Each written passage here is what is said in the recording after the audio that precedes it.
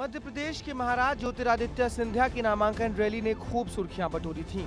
ये कहना गलत नहीं होगा कि उनकी इस रैली ने विपक्षी नेताओं के पसीने छुटाने का काम किया था। असल में हुआ भी कुछ ऐसा ही। गुना लोकसभा सीट से चुनाव में उन्होंने कांग्रेस प्रत्याशी राव यादवेंद्र सिंह को करीब 5,12,158 वोटों से हरा दिया। उन्हें मोदी कैबिनेट में सिविल एविएशन एवं इस्पात मंत्री बनाया गया है। ग्वालियर पहुंचते ही ज्योतिरादित्य सिंधिया का जोरदार स्वागत किया गया। रोड शो के बाद सिंधिया ने एक पेड़ मां के नाम अभियान के तहत माताजी कैलाशवासी राजमाता माधवी राजे सिंधिया जी की स्मृति में परिवार के साथ वृक्षारोपण भी किया। इसके बाद मुख्यमंत्री मोहन यादव और बीसीसीआई सचिव जय शाह के साथ माधव राव सिंधिया अंतर्राष्ट्रीय स्टेडियम की आधारशिला रखी। सिंधिया की मध्य प्रदेश में ग्रैंड एंट्री हुई, लेकिन चेहरा मुरझाया हुआ था। वजह थी कि उनकी इस प्रचंड जीत को उनकी मां देख न सकी। ठीक ऐसे ही उनके पिता भी पहली बार ज्योतिरादित्य सिंधिया के संसद पहुंचने का सफर देख नहीं सके थे।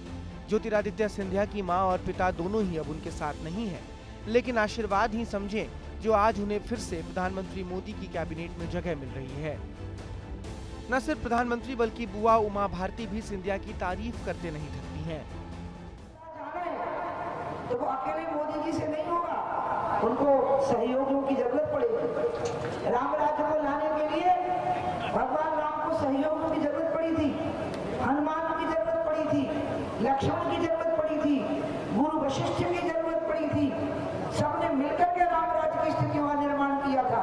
इसलिए मोदी जी को भी ज्योतिरादित्य की जरूरत बार बार पड़ेगी।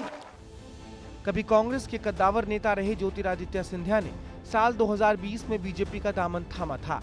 उनके राजनीतिक सफर पर नजर डालें तो पता चलता है कि साल 2001 में उनके पिता माधव राव का निधन हो गया था। इसके 3 महीने बाद ज्योतिरादित्य सिंधिया औपचारिक तौर पर राजनीति में आए और उन्होंने कांग्रेस का दामन थामा।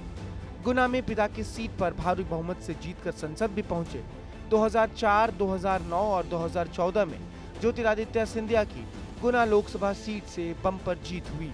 2019 के आम चुनाव में अपने पूर्व निजी सचिव केपी यादव से ज्योतिरादित्य सिंधिया गुना की सीट हार गए। इसके बाद 10 मार्च 2020 को ज्योतिरादित्य सिंधिया कांग्रेस को छोड़ बीजेपी में शामिल हो गए। ज्योतिरादित्य सिंधिया मोदी सरकार 2.0 का हिस्सा भी रहे हैं।